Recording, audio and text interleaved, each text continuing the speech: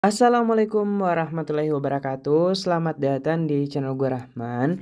Di video kali ini saya akan memberitahu bagaimana cara menjadi penerima bantuan PIP Pendidikan Dasar dan Menengah.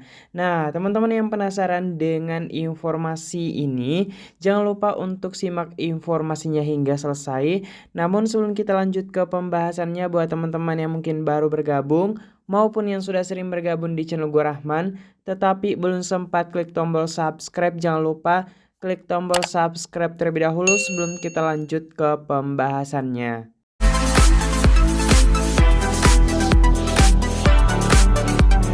Baik teman-teman, selamat bergabung kembali di channel gue Rahman. Jadi terima kasih telah mengklik video ini. Nah, di kesempatan kali ini saya akan menjawab pertanyaan-pertanyaan yang masuk dari teman-teman mengenai bagaimana menjadi penerima bantuan PIP.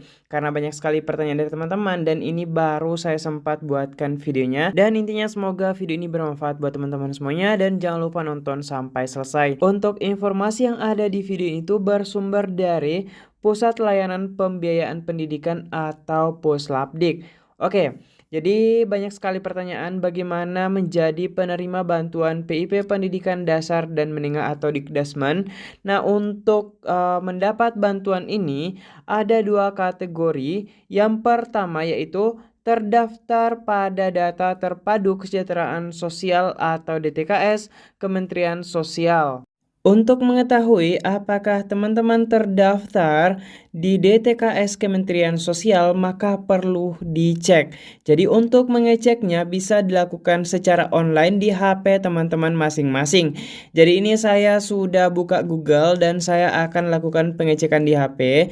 Jadi untuk mengeceknya teman-teman perlu menulis ini, pencarian di Google yaitu seperti ini, cek bansos. Kita tulis dulu teman-teman ya seperti ini, kemudian titik kemensos.go.id seperti ini. Ketika sudah dituliskan seperti ini, teman-teman klik masuk atau cari seperti ini. Jadi kita akan lakukan dulu pencarian. Kemudian ketika lamannya sudah dibuka, akan muncul seperti ini. Jadi ini tuh ada bacaan DTKS, kemudian di sini ada bacaan pencarian data PM atau penerima bansos. Kemudian di sini kita hanya perlu melengkapi beberapa hal untuk mencari tahu apakah nama kita terdaftar di DTKS atau tidak. Nah, yang pertama saya jelaskan, teman-teman di sini silakan masukkan provinsi teman-teman. Jadi di sini saya akan pilih provinsi dulu. Saya mau cari dulu Sulawesi Selatan seperti ini. Jadi silahkan saja teman-teman cari sesuai nama teman-teman. Kemudian pilih kabupaten atau kota di mana teman-teman berasal. Berikutnya saya mau pilih kecamatan. Selanjutnya teman-teman silakan pilih desa atau kelurahan. Jadi silahkan disesuaikan dengan kelurahan teman-teman. Nah, berikutnya di sini ada keterangan atau bacaan nama PM atau penerima manfaat.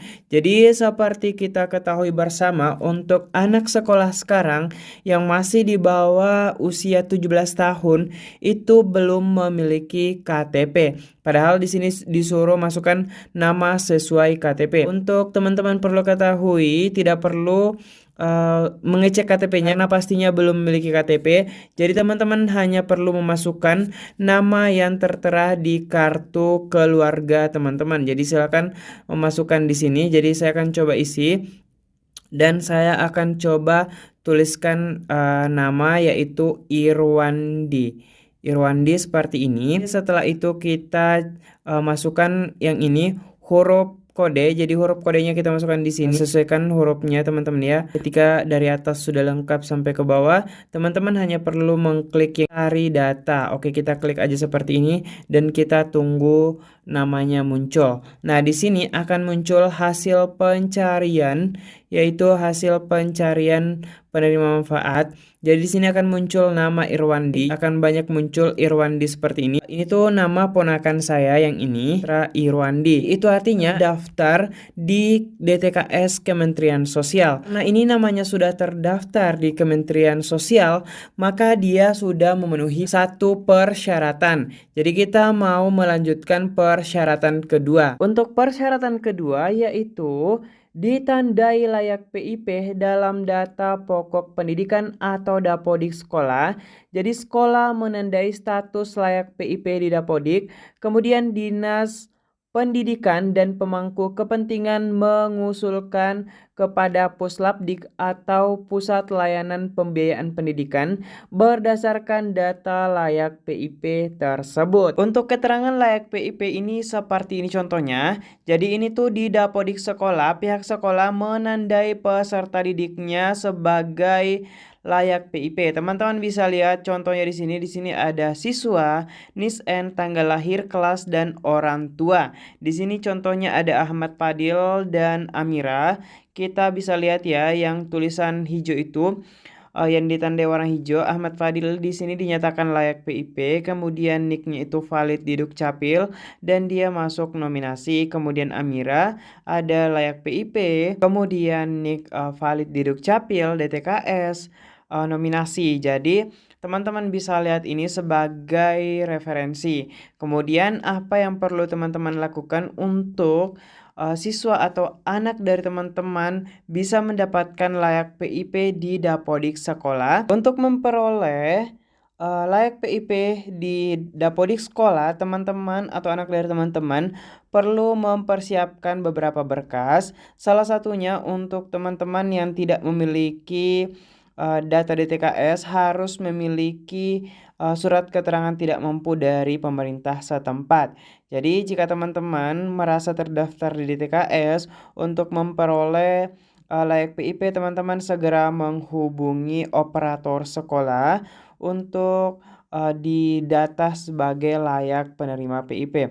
Nah, teman-teman, untuk layak PIP juga ini bisa melihat dari status atau keadaan orang tua teman-teman. Bisa dilihat di bagian orang tua. Di sini ada nama ibu kandung, kemudian pekerjaan ayah dan penghasilan ayah. Jadi ini tuh sangat berpengaruh juga apakah teman-teman bisa masuk kategori layak PIP atau tidak. Itu juga dipengaruhi dari penghasilan orang tua dari siswanya. Data yang perlu diperhatikan untuk para siswa, terutama nama siswa, kemudian kelas siswa, nomor induk siswa nasional atau NISN, kemudian tanggal lahir siswa, nama ibu kandung siswa, tanda layak PIP siswa, nik siswa, jenis pekerjaan orang tua siswa, dan penghasilan orang tua. Jadi ini tuh sangat perlu diperhatikan untuk teman-teman dapat bantuan PIP ini. Proses pengusulan dan pengelolaan data program Indonesia Pintar memerlukan validitas data-data siswa tersebut. Nah, teman-teman segera ke sekolah untuk memastikan validitas data-data siswa yang terekam pada dapodik sekolah. Karena siswa sudah memastikan datanya, jadi selanjutnya satuan pendidikan harus memperhatikan secara seksama dan tuntas terhadap keterisian data peserta didik layak PIP agar seluruhnya lengkap, valid, dan logis untuk 4 variabel utama. Pertama nik, kemudian yang kedua NISN, ketiga tanggal lahir, dan keempat nama ibu kandung. Nah, ketika siswanya sudah ditandai layak PIP, maka ini sisa tugas sekolah.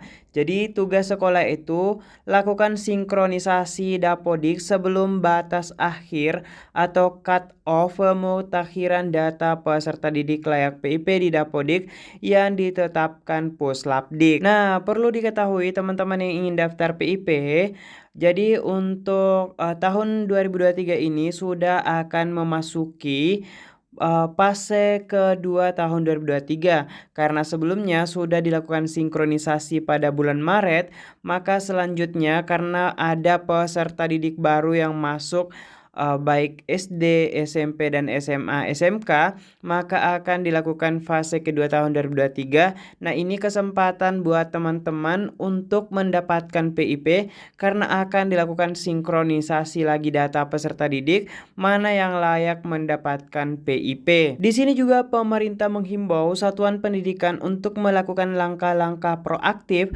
pendataan terhadap seluruh peserta didiknya yang berasal dari keluarga miskin atau rentan miskin yang akan dinyatakan layak PIP. Nah, teman-teman yang merasa layak untuk mendapatkan bantuan PIP ini, segera lakukan pendaftaran ke pihak sekolah sebelum sinkronisasi fase kedua penerima PIP tahun 2023 untuk siswa baru maupun siswa yang lama, karena tahun 2023 akan masuki fase kedua siapa saja mereka yang akan mendapatkan PIP untuk tahun ajaran baru ini. Oke, mungkin sampai di sini teman-teman informasinya. Terkait jika masih ada pertanyaan, teman-teman bisa langsung tulis di kolom komentar, dan saya minta teman-teman agar informasi ini menyebar luas. Jangan lupa untuk share ke grup teman-teman yang ingin mengetahui program PIP ini. Sekian, sebelum berakhir jangan lupa subscribe dulu. Wallahul muwaffiq ila aqwamit thoriq. Wassalamualaikum warahmatullahi wabarakatuh.